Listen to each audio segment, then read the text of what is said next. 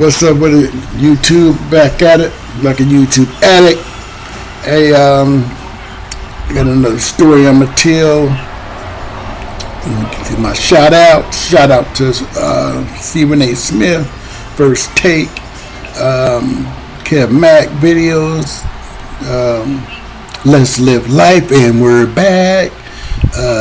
Jay Williams, Joe T, Big Joe, C. Bill in his absence,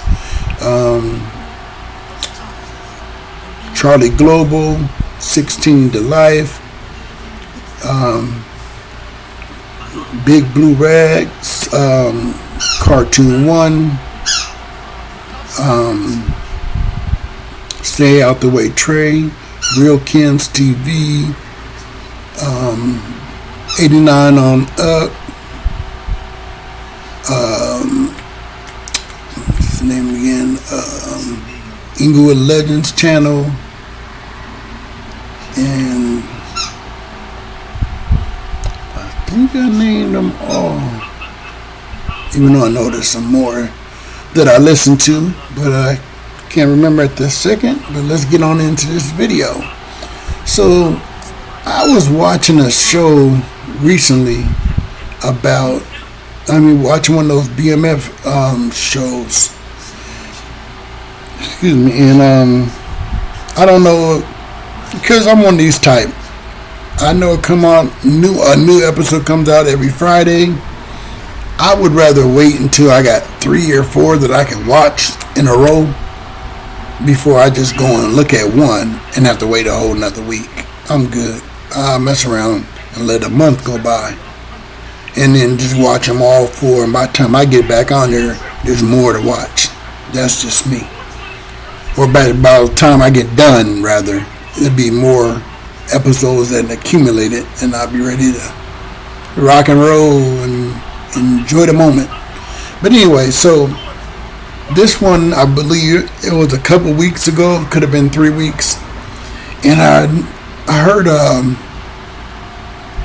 one of the guys in there, I'm paraphrasing because I'm not remembering word for word what he said, but dude that came to Atlanta, and he had some bomb fire, and he was like, I hit this, Meech, Big Meech, this is some Purple Kush, it's from Cali, and he let him hit it. He's like, yeah, this do taste better. And dude was like, yeah, man. He said, Cali, man, let me tell you this right now. That's a lie. In the 90s, and matter of fact, you don't even have to take my word for it. Go listen to Big U on Kev Mack videos talk about the weed game and how his big homeboy, I think it was Green Eyes, talked to them about the weed in Seattle, because we are the ones that had that top notch since day one. I never known of us having any homegrown bunk, none of that. Never. I never even seen no homegrown in Seattle, ever.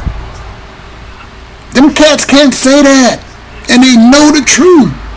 Real G's from out there, listen here. I'm in the Harlems. With some young Harlems from Harlem 30s. I'm in their neighborhood, right, 2 blocks down, the Martin Luther King parade. Yeah, I was there for all that. By accident, but it was on purpose, because their moms, they live right across the street, or right down the street rather, from my grandma on Woodlark Street. Them cats remember, because we almost got killed because of one of them. Man, look here. Commercial break me. We almost got killed because here I'm in the car with some cool cats. As a matter of fact, this is another thing that hypens up my claim about how treacherous our weed was. I'm smoking with the Harlems when I first got in town. I had just met the youngsters, because we didn't really have that many blacks that lived in our cul-de-sac, however the heck they said. And they lived down there. I think they had a swimming pool. I introduced myself, started kicking with them. I'm just that type of people person, and started hanging with them. And then they came and smoked in the backyard of Granny's. And I'll never forget when the dude hit the weed. He looked up, eyes got big and geek like, "What you put in my weed, cuz?" He was for real because he had not smoked nothing like that before. This is '94 game, if I'm not mistaken. I think this was in there '94 before my daughter was born. Yeah, so it was somewhere there. He hadn't smoked nothing like that. So if you smoked something like that before, you would just be like, "Oh yeah, you got some. Oh, this some bomb." Because in Lancaster, it was a bunch of homegrown all over the place. Even like it was like that, and I'll get to that. But my point is, he had hit the weed and was tripping because of how bomb it was. He thought I had laced his weed because he had that in Cali. And so look, like I was saying, we almost got killed because one of these cats run his mouth, throwing up his hood, claiming whatever he claiming to some cats that rolled by. Come to find out, it was some bloods. I'll never forget the barrel of that Chrome 5.7 that came out the window and almost dusted us. We all ducking down, hiding in the car, right at the AV Carnival Fair. Literally. Like, we almost got killed because we had to jump out the car, run and go try to hide, and them cats is lurking, coming up behind the cars. "Come out, cuz, it's cool, cuz, come out," psyching us up to get us out there. Because they was either blood or power, they was on us. And I'm glad the youngster that hid with me, here I am, I'm a blood, I'm hiding with the Crips. Man, you get yourself in some sticky situations when you don't pay attention to your surroundings. I should have never gotten in the car with them cats. Because we from opposite gangs. Should have never gotten in the car with them. Commercial break me again. I'll never get the homie, may rest in peace, lit up the terrace one night. I mean, lit it up. And I'm standing over there with some Comptons. But this is my neighborhood, though. But they used to be up there slinging back. This is back when the Terrace used to have a bunch of all kind of folks up there, literally, because there was so much money up there. So and we're young at the time. We're learning the game. We used to get our work from the Crips. So it wasn't nothing new for us to be around them. But certain homies were more elevated in their game because they're being around the homies all the time, whereas we're learning the gangbang because I'm really like 15, 16 at this time. We're learning as we go versus being entrenched with the homies that came up from Compton and you're with them all the time. This is our neighborhood. So anyway, man, that cat lit the spot up and I saw who it was.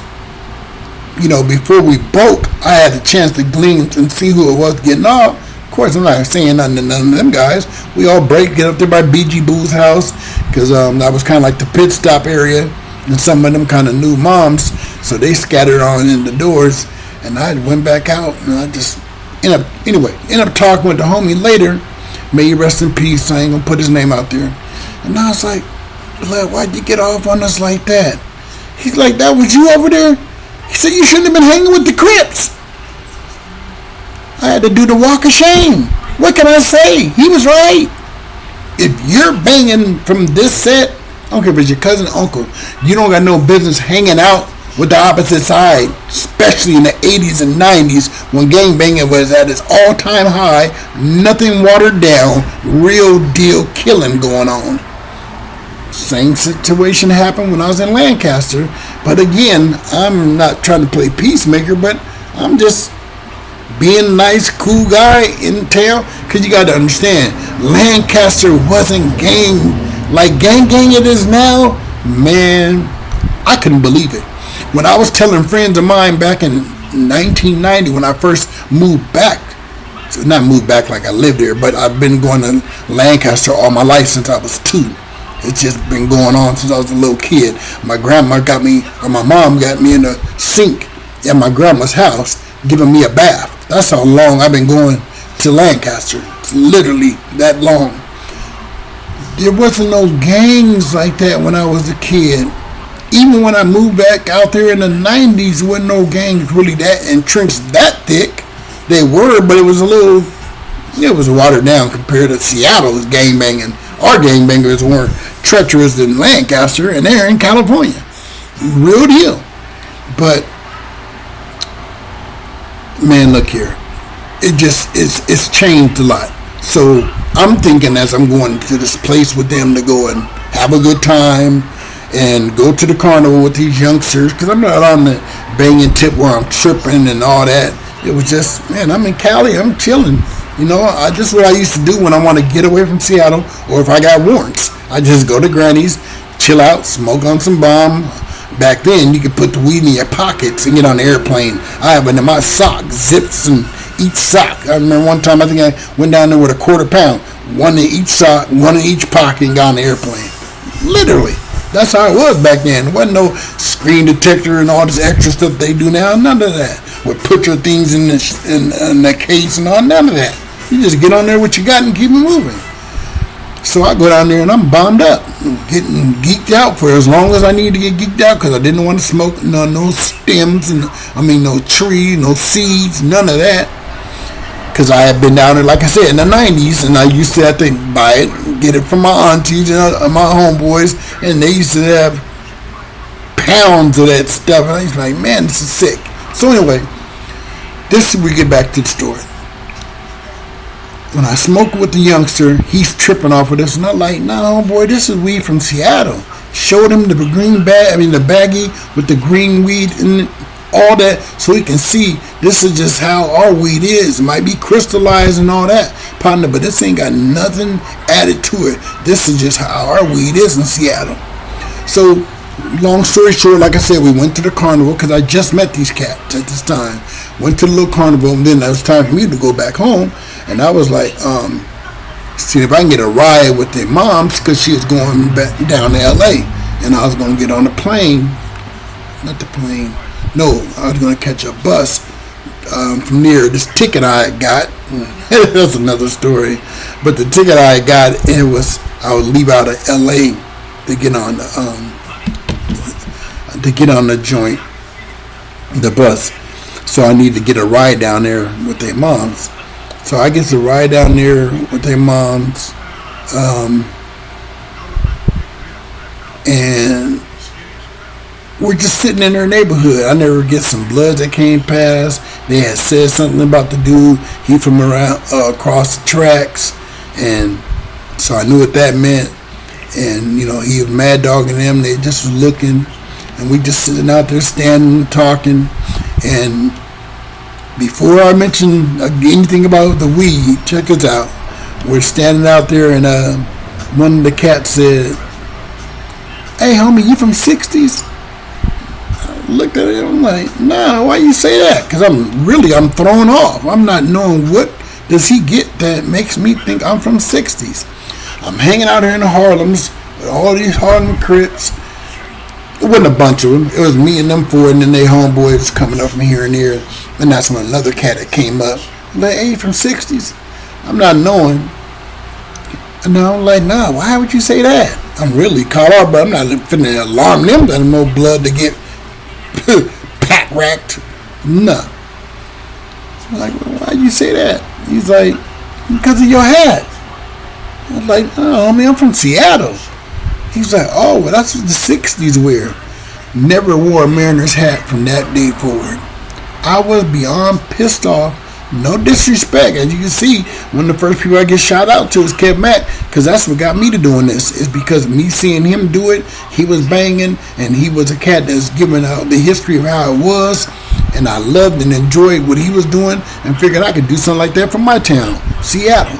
But it blew me away that here it is. Just calling it what it was at the time. Call a ball, strike a strike. Shout out to Cartoon.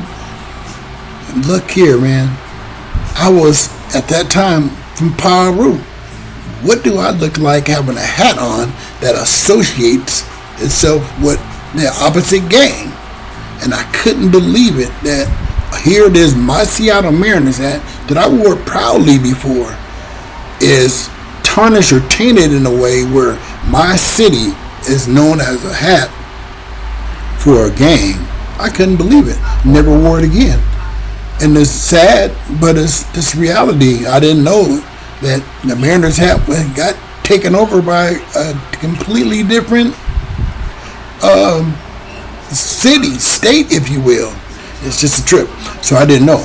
But so after that, we're still in there sitting there talking. I'm like, man, I need to get some weed. And it's like, oh, cuz around the corner got some. We can go get it from da-da-da-da. All right, let's go to da-da-da-da's house. I ain't going to say the homie's name. I don't know if he's resting in peace or we in the pen. I don't even know if he's free. We're not going to mention his name on here, period. So we goes around the corner to their partner's house. He gets the fire. I think it was either $5 or $10. And so he comes back and he gives it to me. And he hands it to me, on the slide. And I cuff it and we keep it moving. And I'm feeling like it's kind of fat. And so then once I hit a block, I'm looking at the joints and I'm like, ooh, it looked like, because I'm trying to be slick as much as I can possible, because, of course, at the time, everything was illegal. So I'm trying to look at it and I'm like, ooh, this looks like some good. So I'm thinking I got me some bombs. I'm happy. Then when I get to walking a little bit more steps and I didn't look in, I get to seeing the seeds. Man, I'm so hot. I couldn't believe it. Now, I'm not going to say nothing to be disrespecting them and their city and their hood at the time. But I'm pissed because I couldn't believe it. I'm thinking that now I'm in L.A. I'm going to get some chronic. I'm thinking that they got chronic down here. But no. The weed that was coming in was getting brought in from somebody. And more than likely, it was from my town. Because we always, not saying that Denver didn't have it. I'm not saying that. And I definitely can't say that P.O. didn't have it. But I don't know because I wasn't around P.O. in them days. All I know is that greenery definitely came from Seattle, Washington. We kept green herbs, Purple Kush, all that. We kept that. I don't think they started getting Purple Kush until they started growing it in their humble counties or wherever when it started getting legalized. I don't think they had no regular spots around where you can go get it like that unless it was brought down there. We grew our stuff, majority of everything except for certain ones that came like the blueberry. The blueberry came from Canada. I never forget, late 90s, well, not late 90s, 95, 96. The blueberry came from Canada. I remember when one of my problems said his name. One of his cats, yeah, he was done with pounds on pounds. And I'll never forget, he had came through and, look, I got the blueberry from Canada. Oh, yeah, we was loving it. I like the taste to it. So anyway, it's just a trip on how these folks are trying to hype Cali up, because we know Cali's, I almost said the mecca for gangbanging, but I can't say that because gangbanging, the gangs, let's really talk.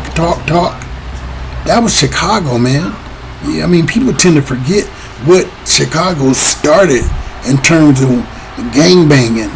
Remember, the Crips didn't come out to 1969. Them GDs and Vice Lords was going at it, I think, in the 50s. I mean, let's call a ball and a strike. Gangbanging was really predominantly started in the Midwest with Chicago cats.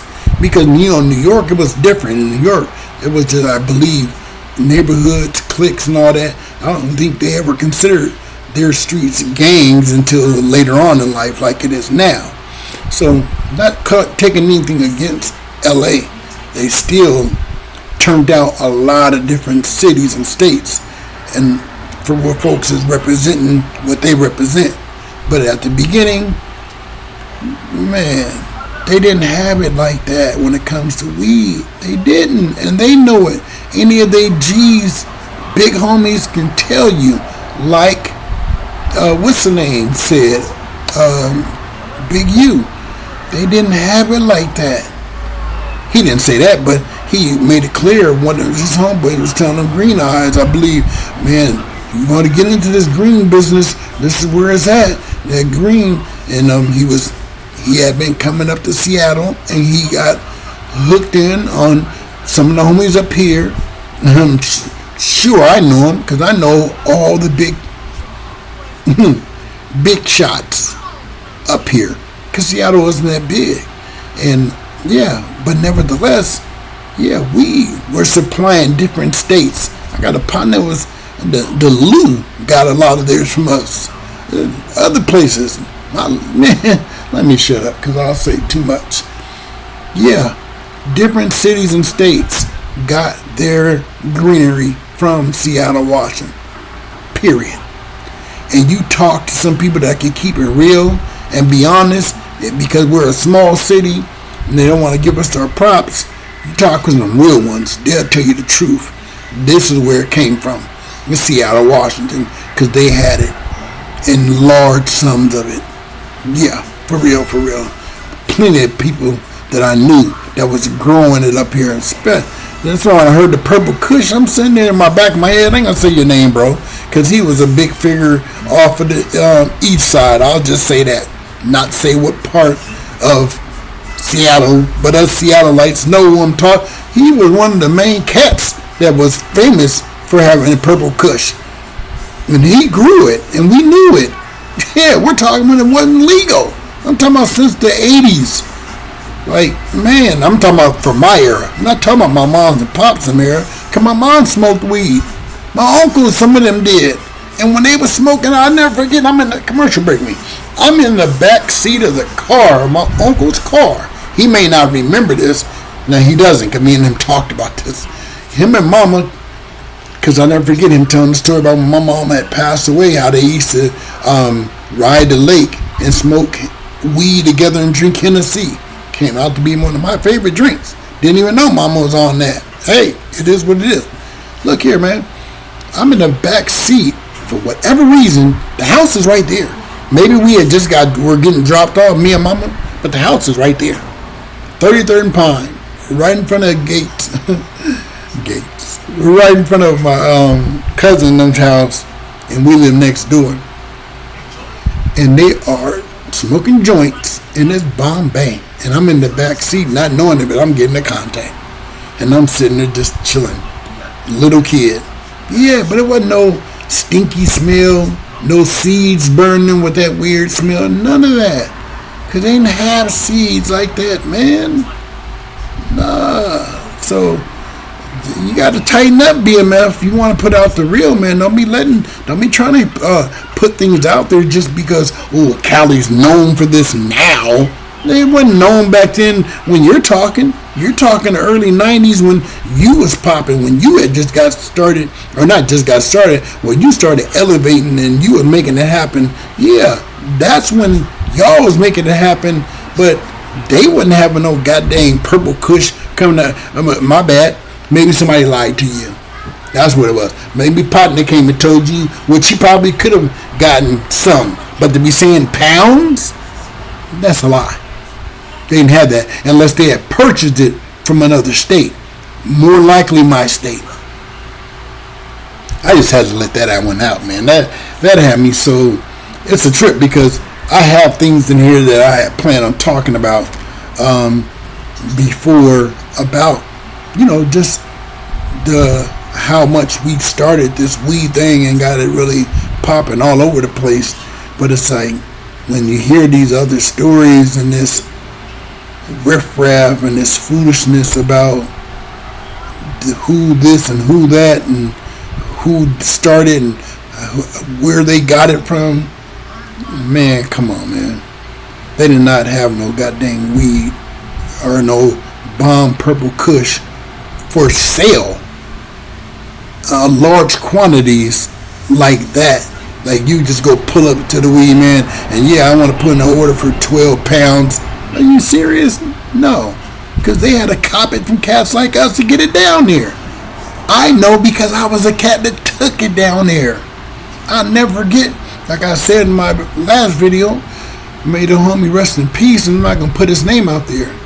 But a certain cat from Compton Crib, I had talked to him because I knew about the trade-off. that if I take my weed down there, I can go get their cream, even exchange. A zip of my weed for a zip of their cream was an even exchange, $500. So I knew I would come out real good. If I go down there with a quarter bird, but a quarter P or more, I know I can come back with 5 or 6 of them things easily.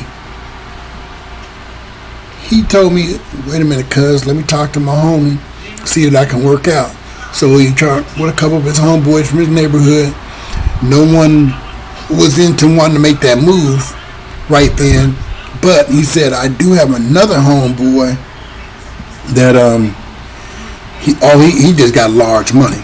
But he'll buy you out, so it ain't no problem. I can set that up and you can meet him when you get down there to LA. I'm like, that's what's up.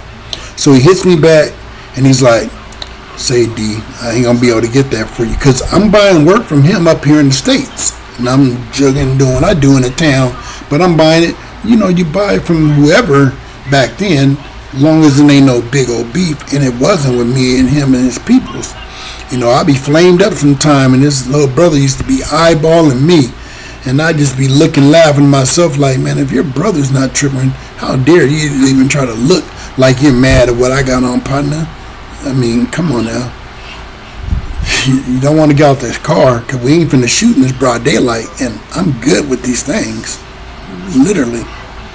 Yeah, and you met my little homies, and you know they're good with them too. Yeah, but so he gets me back and like, I'm not sure where his big homeboy went, but he was out of town. He's working with big old money. He's out of town and doing whatever. Because like I said, he didn't have no cream, so evidently he wasn't even into that life no more. He ain't got his bread, smart, and he's laying back and he's doing his entrepreneur thing, making his money. However, he would have bought some of mine because he can make more with that down there because our stuff was a hot commodity. Taking our weed down there, they all knew because we got the Bombay. That's why you guys listen to old rappers and old songs. They'd talk about Seattle, messing with dang.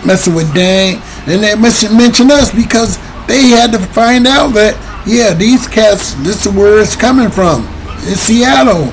We got it up here all the time. You're not going to run into a spot where... Anyway, so back to the story. He tells me, yeah, he's gone wherever he went. He said, I couldn't make that happen, man. And I was like, dang, you ain't got nobody? He said, listen here, cuz. This is exactly how you talking to me. I'm a blood, but I am feeling no disrespect. I learned that years ago with my homeboy Paru, my big homeboy, and the homeboy that was, may rest in peace, Woods, I'll never forget. No, it was Rob. Woods had passed away. Rob, rest in peace. I found out that recently from my homeboy from Kitchen. Yeah, from you, my guy. You know what I'm talking about. That Rob had passed away. And Rob and my homeboy from Nudist Park, they was talking right in the terrace and commercial break me. And they just rapping, talking about different things, you know, because they both from Compton. But whether they banged, they still knew each other and was cool. Woods, rest in peace, and my homeboy, I was really cool because I even talked to him like, are you going to the funeral? He said, blood, I can't go to that funeral. They'll kill me up in here. From what they say is, he probably got moped by one of the homies. So I'm like, oh, that'd really be a bad scene for you trying to go up in there. But, so they were just having general conversation and they're cousin and blooding each other like it was nothing. Just talking, conversating, and I'm sitting there thinking it's disrespect. So I'm watching it like, why ain't the homie trying to get off for him doing him like that? This is what they do. This is normal conversation. Oh yeah, blood, yeah, man, cuz it tripped me out. That's the way they talk.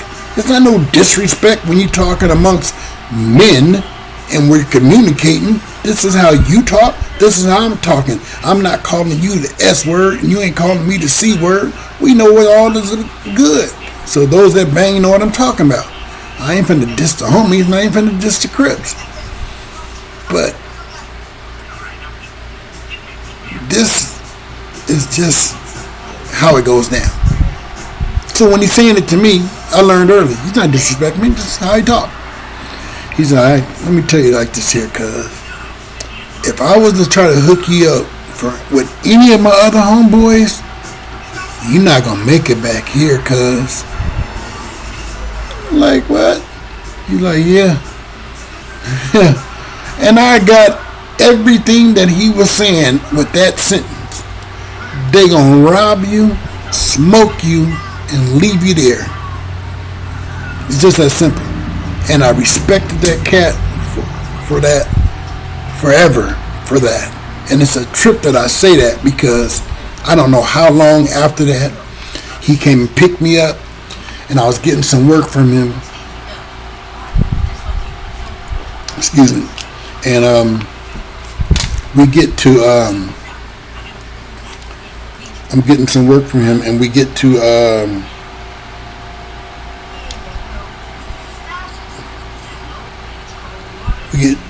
my bad, y'all. I forgot to send my sister this money.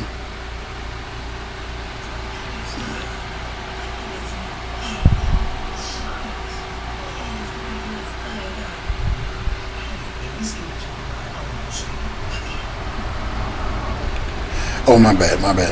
But he picked me up, and we're rolling down the street, and unfortunately we get swooped on by the one time. One time gaffled us up, and I'm sitting there sick face, and I'm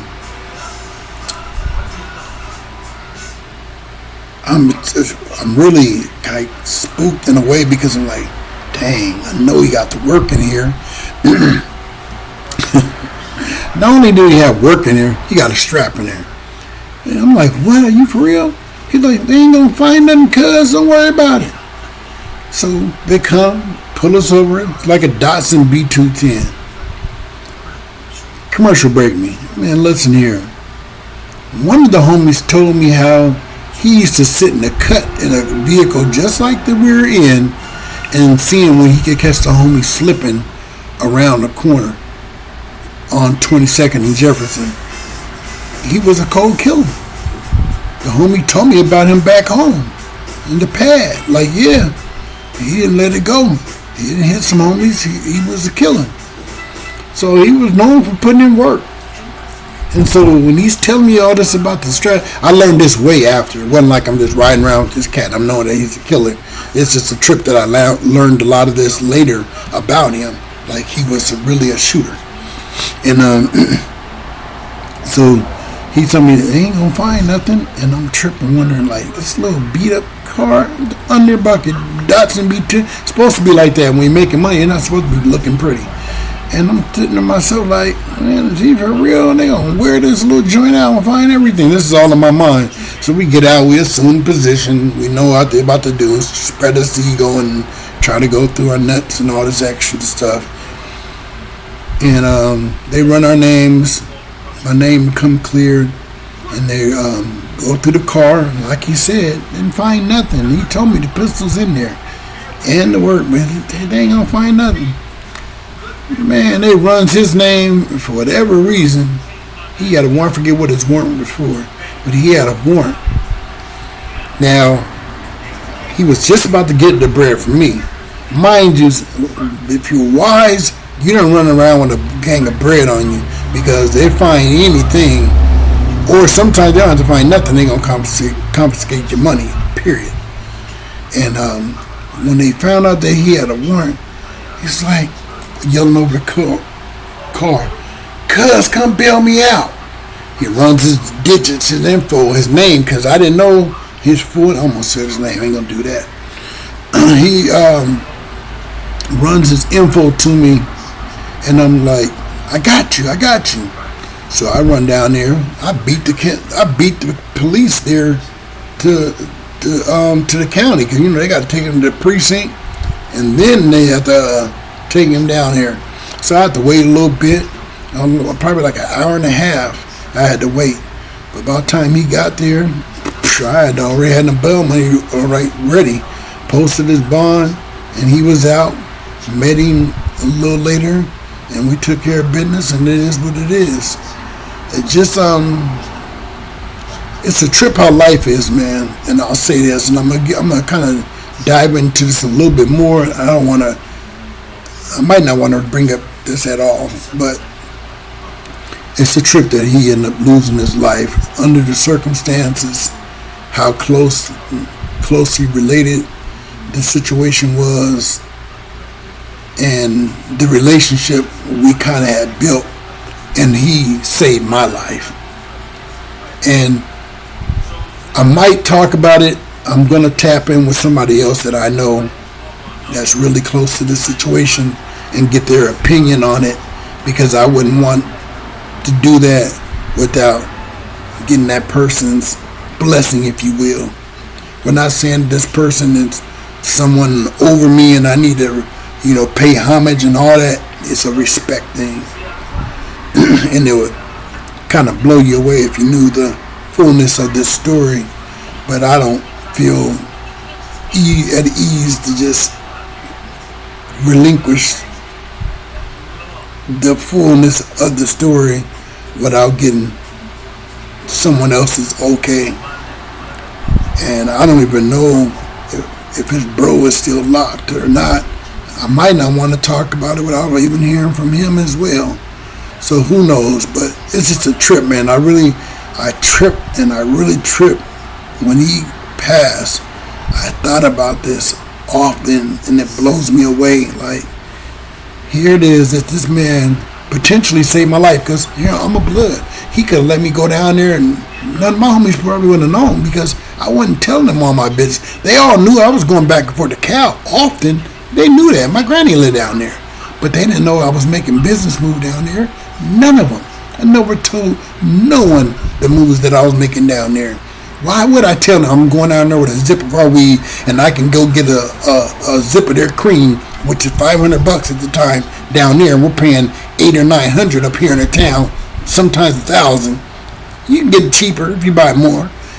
Why would I tell them the lick that I didn't came upon, or the hookup I didn't got, for them to either squander it or mess it up? So I just kept it to myself. So you could easily let me go down there and get murked by one of his peoples. Nobody wouldn't know nothing. Oh, D-Chill went out of town. He got killed in Compton. Oh, okay. People die down there all the time. Okay, what's new? We all know he was a blood. We know he liked to get extra'd out at times, so he got extra'd out. Literally. Marked out. It tripped me out, man. Especially if y'all know the fullness of this story. It just blows you away how he potentially saved my life and lost his. Man, it pisses me off when I think about it.